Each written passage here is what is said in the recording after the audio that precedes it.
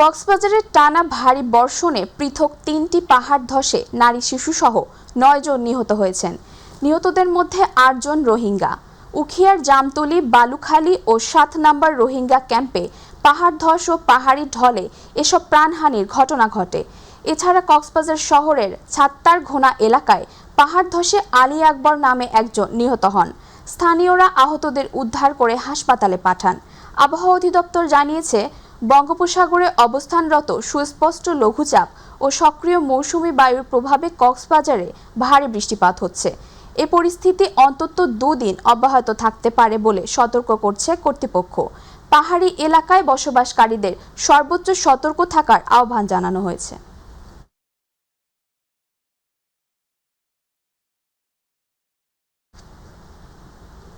বর্ষা শুরু হতেই পাহাড় ধসের শঙ্কায় উদ্বিগ্ন বান্দরবনের পাহাড়ি এলাকার মানুষ। স্থানীয়দের অভিযোগ, টানা বৃষ্টির পাশাপাশি অবৈধ পাহাড় কাটার কারণে এসব ঝুঁকি আরও বেড়েছে। বান্দরবান প্রতিনিধি মোহাম্মদ তুহিন হোসাইনের পাঠানো তথ্যচিত্রে তামান্না সাদিকার রিপোর্ট। টানা বর্ষণে পাহাড় ধসের আশঙ্কায় আতঙ্কে দিন কাটাচ্ছেন বান্দরবনের পাহাড়ি এলাকার বাসিন্দারা। সবচেয়ে বেশি উদ্বেগে রয়েছেন পাহাড়ের পাদদেশে বসবাসকারী পরিবারগুলো। স্থানীয়দের অভিযোগ, বালাঘাটা, কালাঘাটা, ইসলামপুর, বনরূপা, ক্যাচিংঘাটা, লাঙ্গিপাড়া সহ বিভিন্ন এলাকায় দীর্ঘদিন ধরে অবৈধভাবে পাহাড় কেটে নির্মাণ করা হচ্ছে বসতঘর ও নানা স্থাপনা। এতে পাহাড়ের স্বাভাবিক গঠন দুর্বল হয়ে ধসের ঝুঁকি বাড়ছে। পাহাড় কাটা এটা ঝুঁকিপূর্ণ। এটা যখন পাহাড় কাটা হয়, পাহাড় ধসে অনেক মানুষ ক্ষয়ক্ষতি হয়, মারা যায়। বর্ষাকালে আমাদের একটা ভয়ের মধ্যে থাকতে হয় আর কি। অনেক সময় পাহাড় ভেঙে অনেক মানুষও মারা গেছে, এরকম অ্যাভেলেবেল রেকর্ডও আছে। এই পাহাড়গুলো কাটার কারণে আমাদের ভূমিধস বেশি বেড়ে যাচ্ছে। প্রশাসনের দৃষ্টি আকর্ষণ করব যে অতি দ্রুত অবৈধ মাটি কাটা বন্ধ করার বিষয় নিয়ে তাদের দ্রুত পদক্ষেপ নেওয়ার জোর দাবি জানাচ্ছি। পরিবেশ অধিদপ্তর বলছে, পাহাড় কাটার খবর পেলে প্রশাসনের সহযোগিতায় মোবাইল কোর্ট পরিচালনা করা হচ্ছে। অবৈধ পাহাড় কর্তনের বিরুদ্ধে নিয়মিত অভিযানও অব্যাহত রয়েছে। যেখানে আমরা পাহাড় কর্তনের খবর পাচ্ছি, আমরা দ্রুত আমাদের আইনগত ব্যবস্থা নিচ্ছি। আমাদের এনফোর্সমেন্ট কার্যক্রম চলমান আছে। জেলা প্রশাসন জানায়, বর্ষাকালে পাহাড় কাটার প্রবণতা বেড়ে যায়। এতে ড্রেন ভরাট হয়ে জলাবদ্ধতার পাশাপাশি পাহাড় ধসের ঝুঁকিও বাড়ে। তাই ঝুঁকিপূর্ণ এলাকায় বসবাসকারীদের নিরাপদ স্থানে সরে যাওয়ার আহ্বান জানানো হয়েছে। বর্ষাকালে পাহাড় কাটার ফলে আমাদের যে পৌরসভার ড্রেনগুলি আছে সেগুলো কিন্তু ভরাট হয়ে যায়। ভরাট হয়ে রাস্তার উপর দিয়ে পাহাড়ের পানিগুলি প্লাবিত হয়, যার ফলে প্রায়শই আমাদের এই বান্দরবান পৌরসভায় জলাবদ্ধতার সৃষ্টি হয়। পাশাপাশি জেলা প্রশাসনের পক্ষ থেকে মাঝে মধ্যে মোবাইল কোর্ট পরিচালনা করা হয়। যারা এই পাহাড় কাটার কাজের সাথে সম্পৃক্ত তাদেরকে আইনের আওতায় নিয়ে আসা হয়, জরিমানা করা হয়। বিশেষজ্ঞদের মতে, অবৈধ পাহাড় কাটা বন্ধ না হলে টানা বর্ষণে বড় ধরনের পাহাড় ধসের আশঙ্কা থেকেই যাবে। তাই প্রাণহানি এড়াতে এখনই কার্যকর পদক্ষেপ নেয়ার দাবি স্থানীয়দের। তামান্না সাদিকা, মাই টিভি। টাঙ্গাইলের নাগরপুরে যমুনার তীব্র ভাঙনে বাড়িঘর, মসজিদ সহ বিভিন্ন স্থাপনা নদীগর্ভে বিলীন হয়েছে। ভাঙন আতঙ্কে রয়েছে যমুনা পাড়ের 5 উপজেলার মানুষ। ক্ষতিগ্রস্তদের অভিযোগ, নিম্নমানের কাজের কারণেই বারবার ভাঙন দেখা দিচ্ছে। বিস্তারিত প্রতিনিধি মোহাম্মদ আনিসুর রহমান খানের তথ্য ও ভিডিও চিত্রে ডেস্ক রিপোর্ট। গেল মঙ্গলবার থেকে টাঙ্গাইলের নাগরপুরে যমুনার ভাঙন শুরু হয়েছে। বাড়িঘর, মসজিদ, অন্যান্য স্থাপনা, এমনকি নগদ টাকা নদীর গর্ভে বিলীন হয়ে যাচ্ছে। এতে নিঃস্ব হয়ে অনেকেই খোলা আকাশের নিচে বসবাস করছেন। কোনো সহযোগিতা না পাওয়ায় অনাহারে দিন পার করছেন অনেকেই। পানি উন্নয়ন বোর্ডের নিম্নমানের কাজ ও তাদের গাফলতিতে এই ভাঙন শুরু হয়েছে।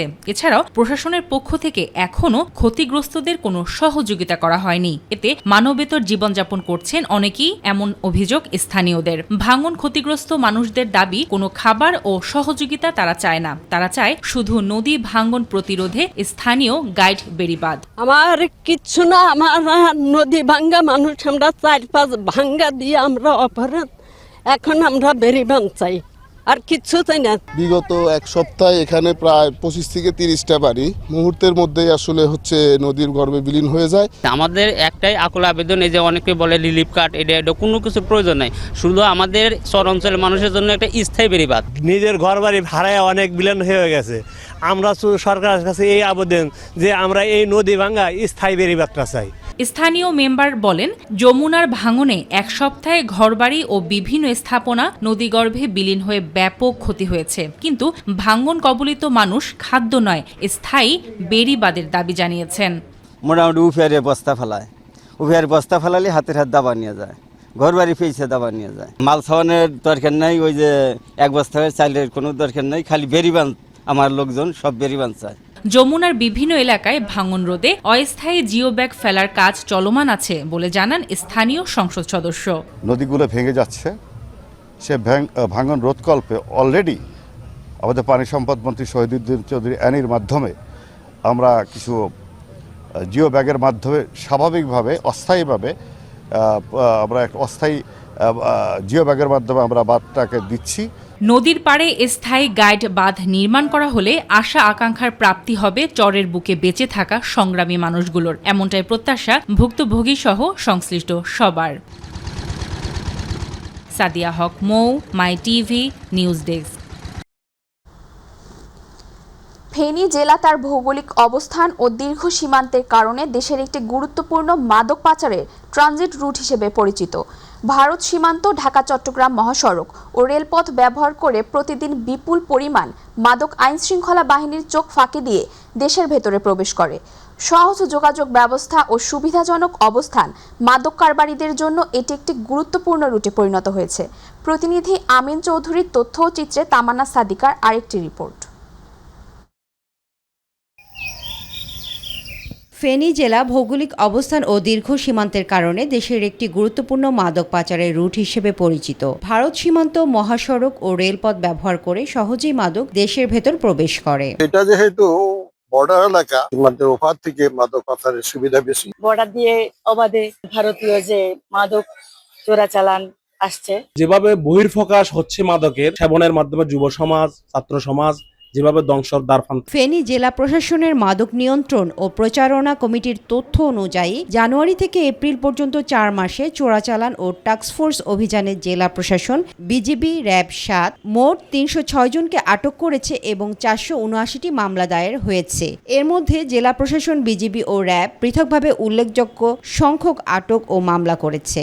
920টি অভিযান পরিচালনা করেছি আমরা গত এক বছর। আমরা সীমান্তবর্তী উপজেলাগুলোতে আমরা টাচ করার চেষ্টা করি যাতে ওখানে আমাদের কার্যক্রমগুলো অব্যাহত থাকে। যোগাযোগ ব্যবস্থার সুবিধার কারণে ফেনী সীমান্ত মাদক কারবারিদের জন্য একটি সহজ ট্রানজিট পয়েন্টে পরিণত হয়েছে, তাই নজরদারি বাড়িয়েছে পুলিশ। ফেনী জেলায় যাতে মাদকের ভয়াবহতা কমে তার জন্য আমি কার্যকরী ব্যবস্থা নেওয়ার চেষ্টা করব। দুর্গম সীমান্ত পয়েন্ট ব্যবহার করে ফেন্সিডিল, গাঁজা ও ইয়াবা সহ বিভিন্ন মাদক সহজেই দেশে প্রবেশ করছে। তবে মাদকের বিরুদ্ধে কঠোর নীতি অবলম্বন করা হয়েছে বলে জানালেন সংসদ সদস্য।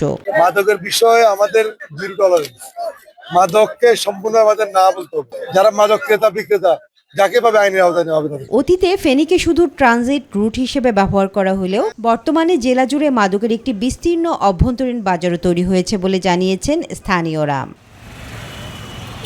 তামান্না সাদিকা, মাই টিভি। এবারে গ্রাম বাংলার খবর।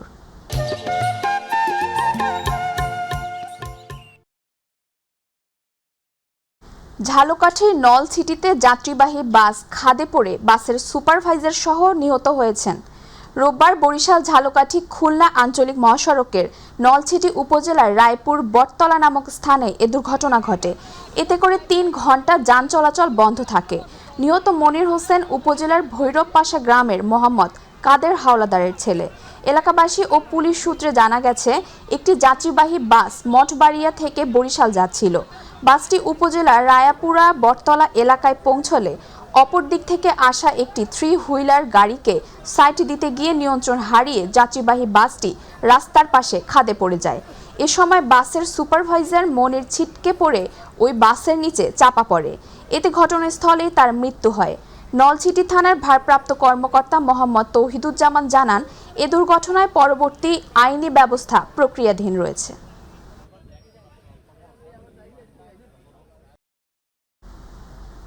ফরিদপুরের নগরকান্দা উপজেলার মাসাউজান এলাকায় যাত্রীবাহী বাস ও মোটরসাইকেলের মুখোমুখি সংঘর্ষে 2 যুবক নিহত হয়েছেন। রোববার এ দুর্ঘটনা ঘটে। পুলিশ জানায়, বরিশাল থেকে ফরিদপুরগামী সাকুরা পরিবহনের একটি বাসের সঙ্গে নগরকান্দাগামী মোটরসাইকেলের সংঘর্ষ হলে ঘটনাস্থলে ফাহিম মাতুব্বর নিহত হন। গুরুতর আহত রফিকুল মাতুব্বরকে ফরিদপুর মেডিকেল কলেজ হাসপাতালে নেওয়া হলে চিকিৎসক তাকে মৃত ঘোষণা করেন। দুর্ঘটনার পর মহাসড়কে প্রায় 30 মিনিট যান চলাচল ব্যাহত হয়। পরে হাইওয়ে পুলিশ পরিস্থিতি নিয়ন্ত্রণে এনে চলাচল স্বাভাবিক করে। ঘাতক বাসটি জব্দ করা হয়। ঘটনায় আইনগত প্রক্রিয়া চলমান রয়েছে।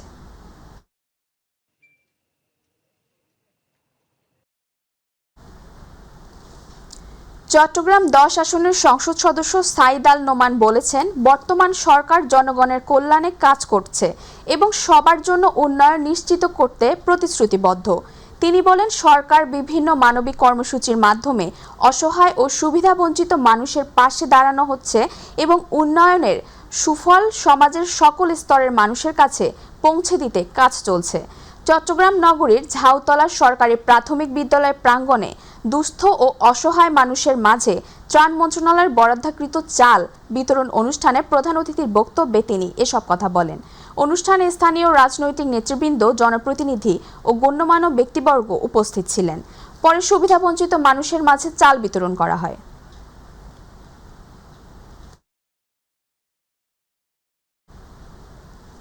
চট্টগ্রামের ফটিকছড়ির ভুজপুর থানাকে উত্তর ফটিকছড়ি উপজেলা ঘোষণা করায় প্রধানমন্ত্রী তারেক রহমানকে অভিনন্দন ও কৃতজ্ঞতা জানিয়ে আনন্দ সমাবেশ করেছে স্থানীয় বিভিন্ন শ্রেণী পেশার মানুষ। চট্টগ্রাম প্রেস ক্লাব চত্বরে অনুষ্ঠিত সমাবেশে খোরশেদ আলম আজাদের সভাপতিত্বে বক্তারা বলেন, দীর্ঘদিন ধরে প্রশাসনিক নানা জটিলতায় ভোগা উত্তর ফটিকছড়ির মানুষের প্রত্যাশা পূরণ হয়েছে এ ঘোষণার মাধ্যমে। সমাবেশে বক্তারা নতুন উপজেলা ঘোষণাকে এলাকার উন্নয়ন, প্রশাসনিক সেবা, সহজীকরণ এবং জনদুর্ভোগ লাঘবে গুরুত্বপূর্ণ পদক্ষেপ হিসেবে উল্লেখ করেন। পরে অংশগ্রহণকারীদের মাঝে মিষ্টি বিতরণ করা হয়। বৃষ্টিকে উপেক্ষা করে বিপুল সংখ্যক মানুষ এ কর্মসূচিতে অংশ নেন।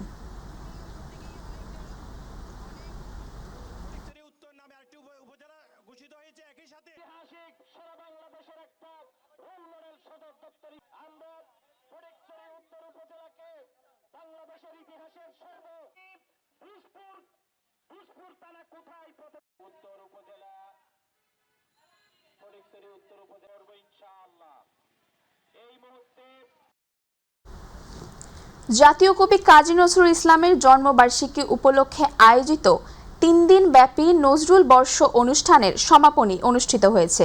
রোববার চরফ্যাশন উপজেলা পরিষদ হলরুমে আয়োজিত অনুষ্ঠানে প্রধান অতিথি ছিলেন উপজেলা নির্বাহী কর্মকর্তা রুমানা আফরোজ। তিনি বিভিন্ন প্রতিযোগিতায় বিজয়ীদের মাঝে পুরস্কার বিতরণ করেন। অনুষ্ঠানে আলোচনা সভা ও বিভিন্ন প্রতিযোগিতার মাধ্যমে শিক্ষার্থীদের মাঝে সংস্কৃতি চর্চা ও নজরুল চেতনা ছড়িয়ে দেওয়ার আহ্বান জানানো হয়।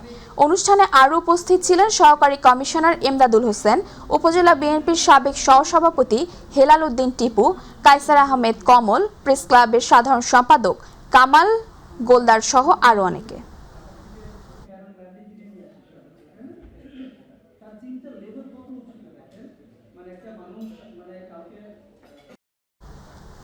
এবার ডেঙ্গু প্রসঙ্গ। গত 24 ঘন্টায় দেশে ডেঙ্গু আক্রান্ত হয়ে কারো মৃত্যু হয়নি।